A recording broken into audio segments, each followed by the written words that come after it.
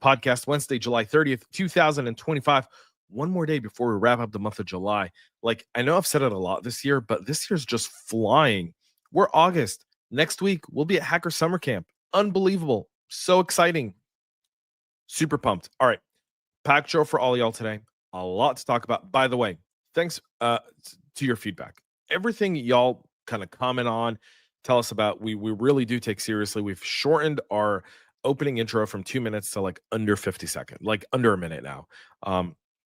And then our YouTube channel for reruns will no longer have the intro or even the kind of like from the CyberHub bunker and studio. It'll just automatically kick off. So just FYI, as we get this feedback, we actually do care what y'all have to say. The best cyber gang community on the planet is right here at the CyberHub Podcast. So let's get right into this morning's show. But before we do that, a tradition. You probably saw it. If you missed it, then you haven't seen the intro. If you haven't seen the intro, it's because you're not live. Double espresso, coffee cup, cheers, y'all. All right. We have a lot to talk about. We'll start off with France, that's getting smacked in the face just about as many times as President Macron's been hit in the face by his wife, Brigitte. Now, France's Orange Telecom has been hit by a cyber attack. The company serves Europe and Africa, announcing on Monday they detected a cyber attack that impacted one of their systems. They serve more than 290 million people globally. It's not 290 people, 90 million people in France. At this stage of the investigation, they're currently saying there's no evidence that any customer data or Orange data has been extracted. However, it's still very, very early. They've alerted the French cybersecurity agency, ANSSI, warning about a potential state-sponsored threat targeting the country's telecom sector. Obviously, in telecom, we know what we saw here with Salt Typhoon and the way they attacked U.S. telecom. So could Orange kind of be the next in line to that, being how global they are? Potential, but there's no attribution to the Chinese just quite yet there. And the TTPs and IOCs have not yet been indicated. So at this time, Orange is saying that they started detecting the incident on Friday, and that Orange Cyber Defense, its cybersecurity subsidiary, was mobilized to isolate the potentially affected services and limit the impact. And that's all we currently know about this specific incident. Now, the one thing, the French will likely rely a ton on their allies in this investigation, and there'll likely be multiple countries investigating this, simply because Orange operates in so many different countries. So if it impacted the Netherlands, the UK, Bulgaria, Romania, all these other EU countries, as well as some of the African nations, you'll probably see a huge task force get formed to investigate this data breach. So we'll stay tuned and keep you in the loop here. So yesterday we talked about Aeroflot Airlines and the cyber attack on Russian airlines. We now can say that there's an additional attack forcing pharmacies to close all across Russia due to a major cyber attack. The Stolichki pharmacy chain, which has around 900 stores across the Moscow region, closed late on Tuesday morning, followed by Neopharm, which also has stores in the Russian capital, leaving thousands of Russians unable to access medication. This is coming after another cyber attack, and now these cyber attacks are rocking Russia. There appears to be some gloves that have been removed here. We know that President Trump has given President Putin 10 days to come to an end of the war or face additional crippling sanctions from the U.S. And so he may have also taken off the gloves from a cyber perspective, allowing the Ukrainians and some of its allies to really go after critical Russian civilian infrastructure in order to add more domestic pressure on President Putin to end the war with the Ukraine. And the reason I say all of that is because we see how cyber warfare really comes into play, and how cyber attacks are used to really influence the public or potentially drive a political message. We saw that post October 7th in the Israel-Hamas war following the October 7th massacre here in Israel.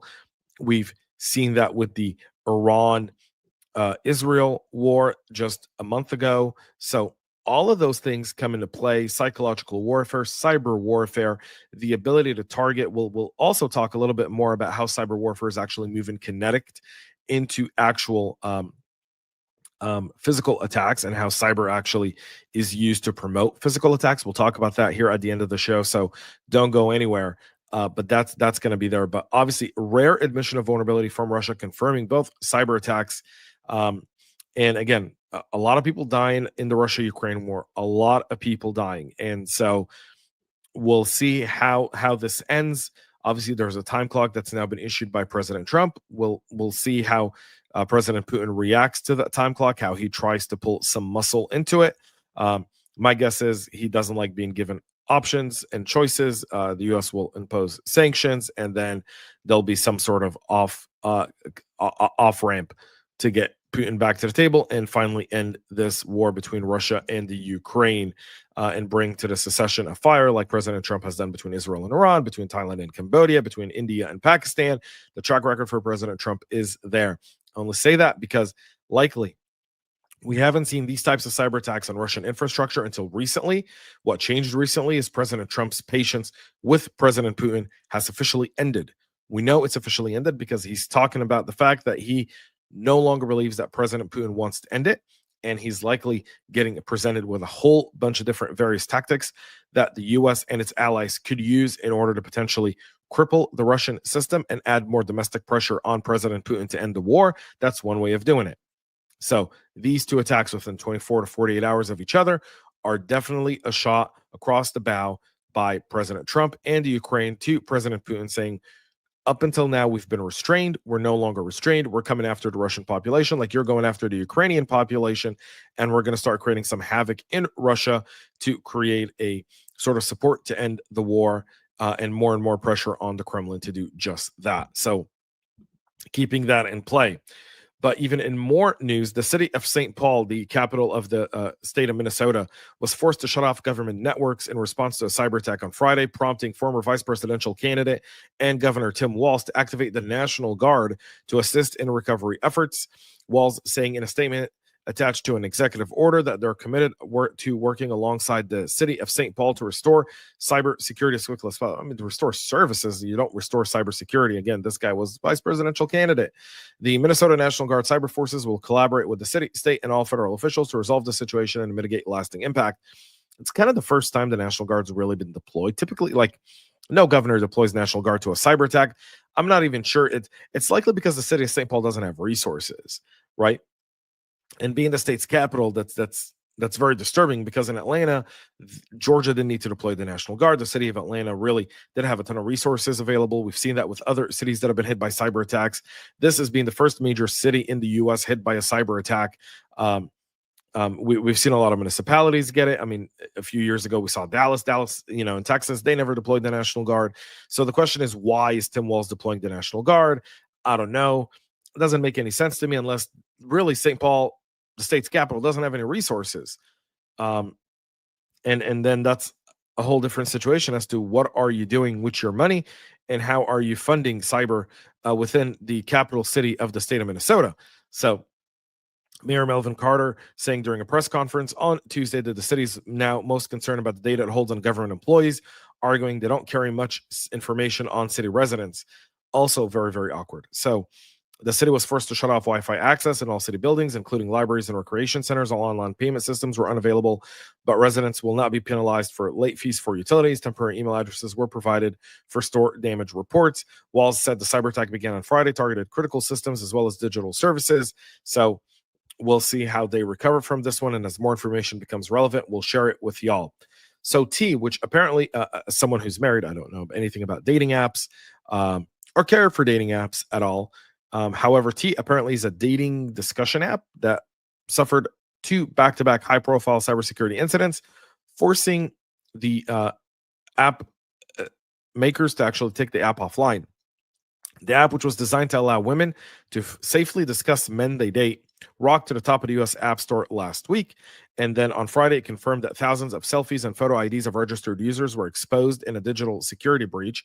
404 Media was the first to report on this second security issue, citing an independent security researcher who found that it was possible for attackers to access messages between users discussing abortions, cheating partners, and even phone numbers. T said it recently learned that some direct messages were accessed as part of the initial incident. Out of an abundance of caution, they've taken the affected systems offline. They found no evidence of access to other parts of our environment. It's currently unknown how many messages were left exposed by the vulnerability, and they're working to identify any users whose PII was involved, and we'll be offering free identity protection services to those people.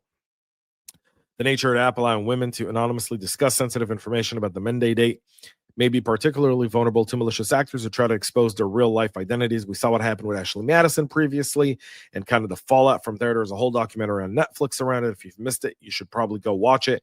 Destroys lives.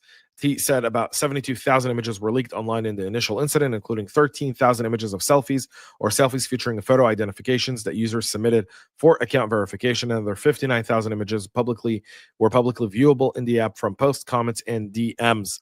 No email addresses or phone numbers, and this only affects users who signed up before February of 2024. So something to keep in mind there. And again, nothing is anonymous online. Be mindful of that. Keep that in mind. That'll go a long way towards your privacy. Scattered Spider is now targeting victims of the Snowflake data storage for quick exfiltration. The cybercriminal gang continues to target victims' data storage tools after getting initial access by impersonating contracts, IT help desks, government agencies in the US, UK, Canada, and Australia, updating an initial advisory released in November of 2023 about the group. They've gone after retail, insurance, and airlines. Obviously, in many of these, Scattered Spider was seen searching for an organization's Snowflake access in order to steal large volume of data.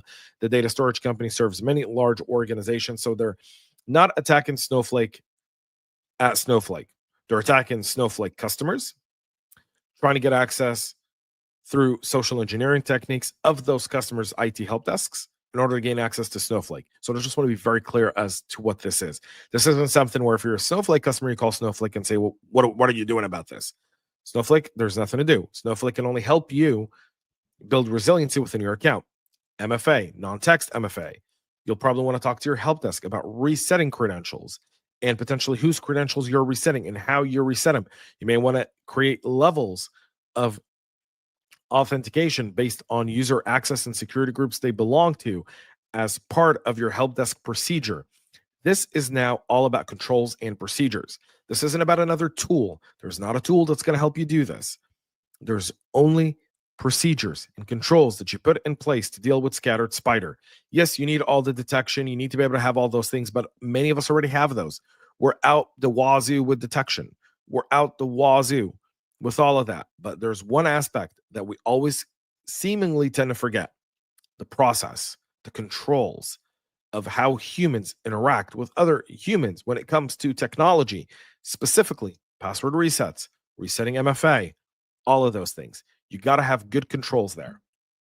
So they're using remote access tools like AnyDesk to bypass security alerts, and that's how they're deploying malware. So again, good thing to do. If you're not using AnyDesk in your environment and there's no reason to use it, block it. Just right off the bat. That way, if anyone tries to use AnyDesk, alert goes off, you shut off that user and you nip it at the very, very beginning. The advisor is also noting that DragonForce ransomware was used in several of those incidents. Again, the decentralized nature, Scattered Spider could be the initial access broker. DragonForce could be the ransomware behind it. All of those things are very, very doable. So help desks, increase procedure, pay a lot of attention to it. They're on their way. Attackers were spotted exploiting a critical SAP NetWeaver vulnerability tracked to CVE 2025-31324 to deploy the AutoColor Linux malware in a cyber attack on a US-based chemicals company. Darktrace discovering the attack during an IR back in April of this year, where an investigation revealed the AutoColor malware has evolved to include additional advanced evasion techniques. Darktrace reporting that the attack started late in April on the 25th of the month, but active exploitation occurred only 2 days later, delivering an ELF, which is a Linux executable file, onto the targeted machine. The AutoColor malware was first documented by Unit 42 over at Palo Alto Networks in February of 2025. Its backdoor adjusts its behavior based on user privilege levels it runs from and uses an ld.so.preload for stealthy persistence via shared object injection. According to the latest research by Darktrace, the threat actor behind it, CVE 2025-31324, would allow unauthenticated attackers to upload malicious binaries to achieve remote code execution. SAP fixed this in April, but we're still seeing active attacks on unpatched environments, so you want to make sure you get that addressed.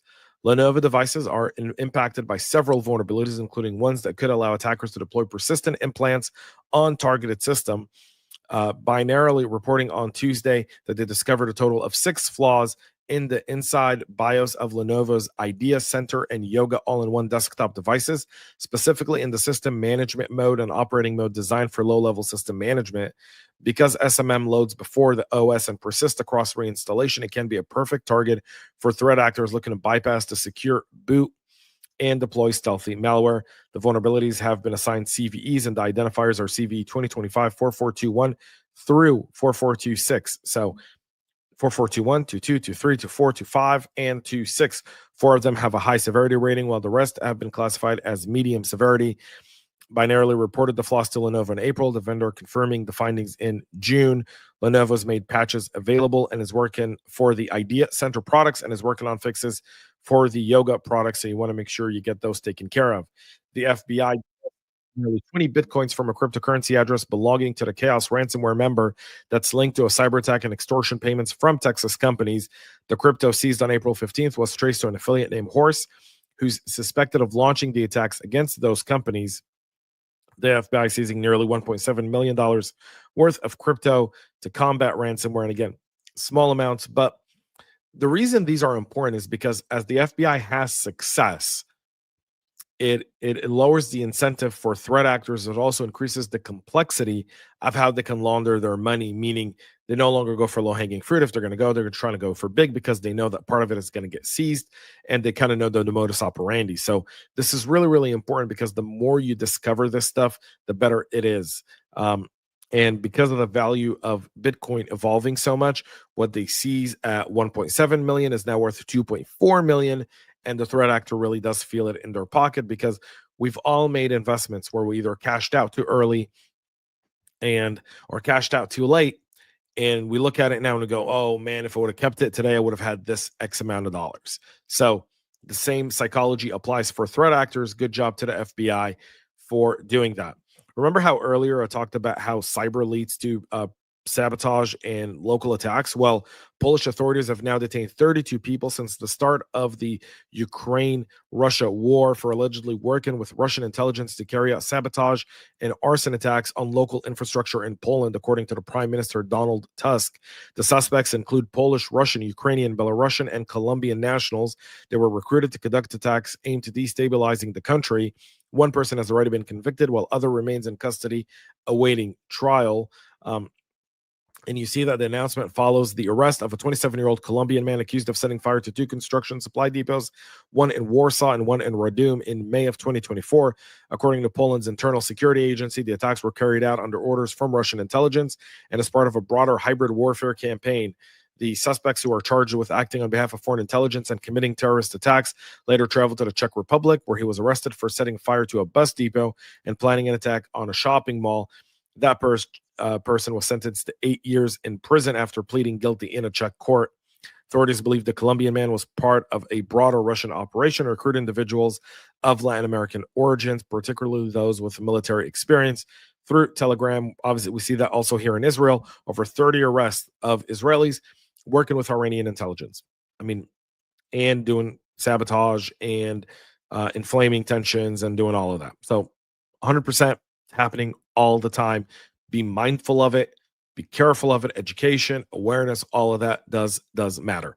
That's it for our show this morning. We'll be back tomorrow at 9 a.m. Eastern live with all the latest and greatest. Until then, please make sure to subscribe, follow, share, like, comment.